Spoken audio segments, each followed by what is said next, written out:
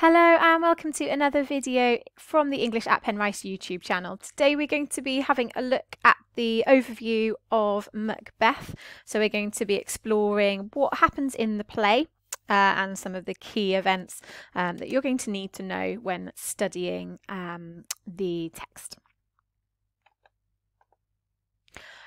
You will notice that as we go through each act and scene, each scene will be accompanied by a little icon or a little image, and that is designed to help jog your memory about what happens in each scene when you come to review it at the very end of this video and when you come to try to recall some of the main events in the plot. Okay, let's get started. So Act 1, Scene 1.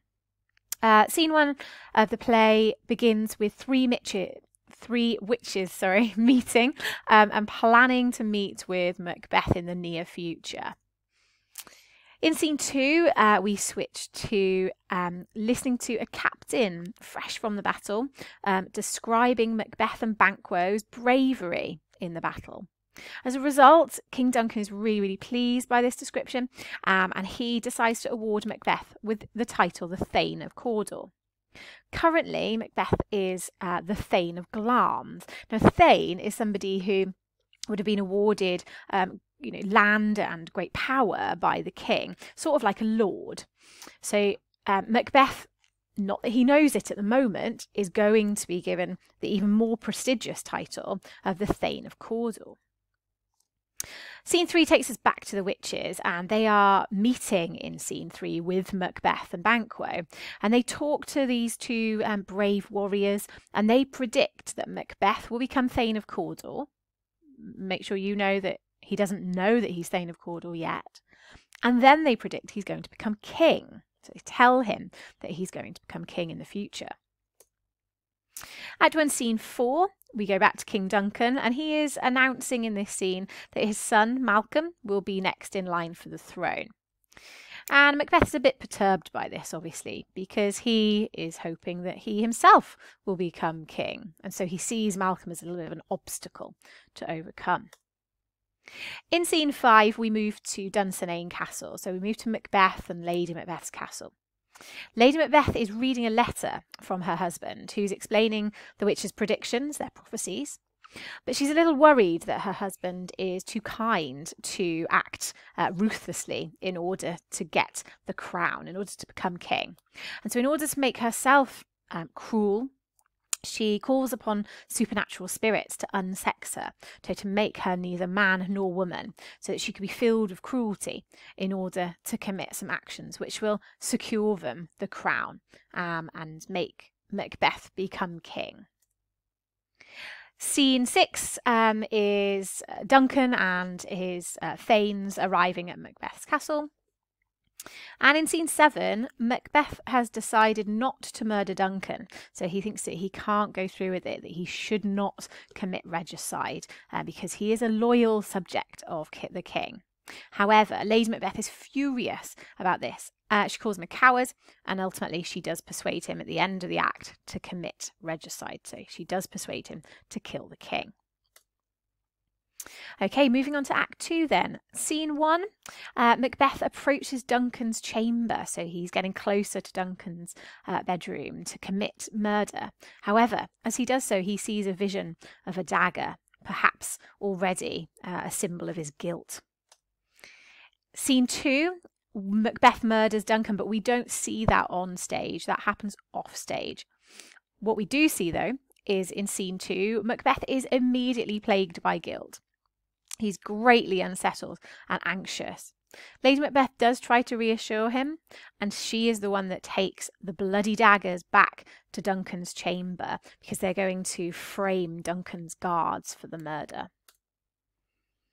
In Scene 3, we have the porter, who guards the doors of the castle, answering the door to Lennox and Macduff. Macduff is then horrified when he goes to wake Duncan and he discovers that Duncan's been murdered in his own bed. Macbeth goes into the room and he claims that in his rage, that he's so angry, he has killed Duncan's guards. Well, of course, Lady Macbeth and Macbeth have framed Duncan's guards for the murder, and so they get rid that piece of evidence in that in Macbeth killing the guards instead. And finally, in this scene, in this act, in scene 4, Ross talks about lots of unnatural things that have been happening. So things that show that nature has been thrown into chaos. And he also reports in that last scene of Act 2 that Macbeth has been named king. Okay, moving on to Act 3. Scene 1 is quite a complex scene, lots happening. At the start of the scene, Banquo is very suspicious about Macbeth's actions. He believes that maybe there's been some foul play, so something supernatural maybe, in Macbeth's behaviour.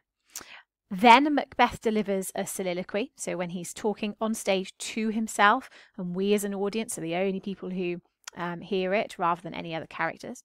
And in that soliloquy, he explains that he fears that his actions will actually only benefit Banquo's family and not his own. And he's really worried about that and unsettled about that. And then at the last part of that scene, he convinces some murderers to kill Banquo and his son, Fleance.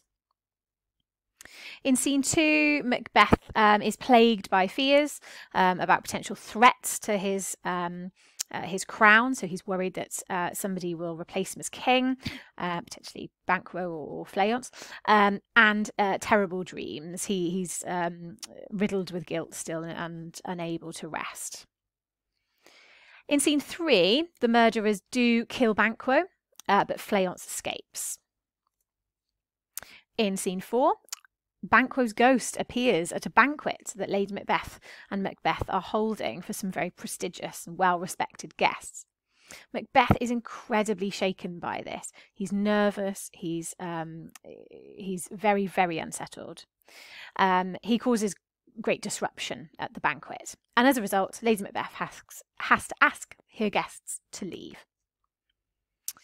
In scene 5, Hecate, who's sort of like the goddess or the head of the witches, tells the 3 witches that we met at the start of the play to meet her in the morning, and they're going to tell Macbeth his destiny.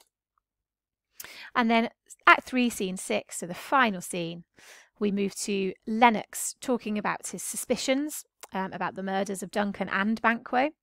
And he also explains how Macduff has travelled to England to meet with Malcolm.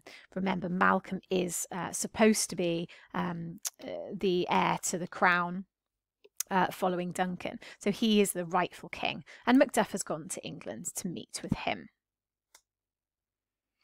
So in Act 4, Macbeth visits the witches once again. And he does that through his own volition. The witches show Macbeth 3 apparitions, so 3 spirits appear in front of him, 3 visions.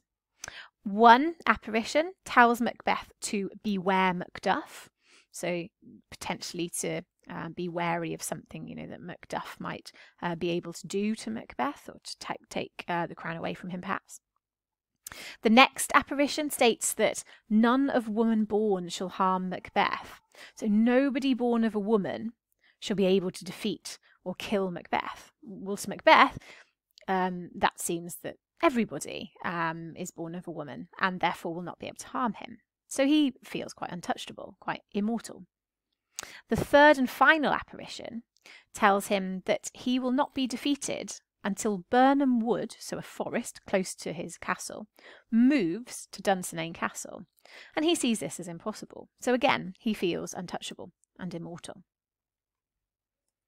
In scene 2, Macduff's family is murdered. So remember, Macduff is in England talking to Malcolm about potentially removing Macbeth as king back in Scotland.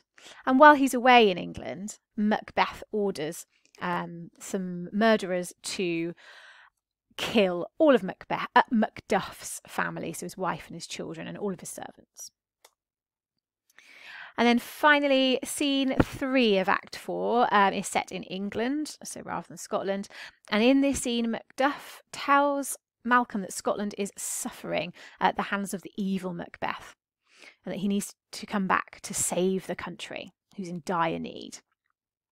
Malcolm at first he tests Macduff. He's not entirely sure that Macbeth hasn't sent Macduff to him as a trick, so he tests him. However, Macduff seems to pass this test, and he finally tells him that he's ready with an army to invade Scotland. Finally, Act 5.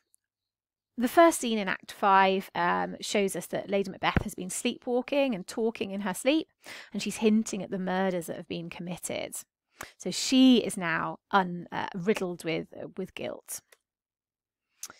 In scene 2, some thanes discuss how the English army, so headed by Malcolm with Macduff, is approaching, and they begin their march to Macbeth's castle. In scene 3, Macbeth is quite dismissive of reports of the army. He's still quite confident at this point. He believes that he cannot feel fear. However, he does ask for his armour.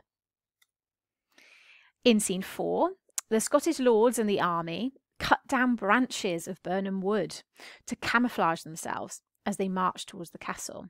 And this refers to the third apparition shown by the witches. It's almost as if in marching towards the castle, holding the branches of the trees in front of them, it's almost as if the forest is moving towards the castle.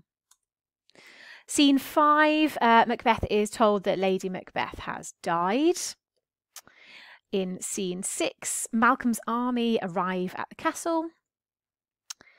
In scene 7, Macbeth kills a character called young Seward as Malcolm, Macduff and Seward, so young Seward's father, enter the castle. In scene 8, much to the anxiety and disbelief of Macbeth, Macduff reveals that he was taken from his mother's womb in an untimely way. So we'd know that now as being born via caesarean section. So the witches have tricked Macbeth, and in using that idea of Macduff being born too soon, potentially, maybe not in via a woman as they would see it, he is able to harm Macbeth, and he kills Macbeth. And then finally, the final scene of the whole play, Malcolm is hailed as king, the rightful king. He honours those who have fought alongside him against the tyrant Macbeth. Okay, pause the video here then, and using those icons, those images, see how much you can note down about each act and scene of the play. Think about that plot overview in terms of what happens, key events, and how those images will hopefully help you to jog your memory. If you need to, just skip back to certain parts of the video to remind yourself about what happens and see how much you can recall of the plot of Macbeth as a whole. Okay, thank you for listening. Do sign up to the English at Penrice YouTube channel for more videos to support your English language and literature revision.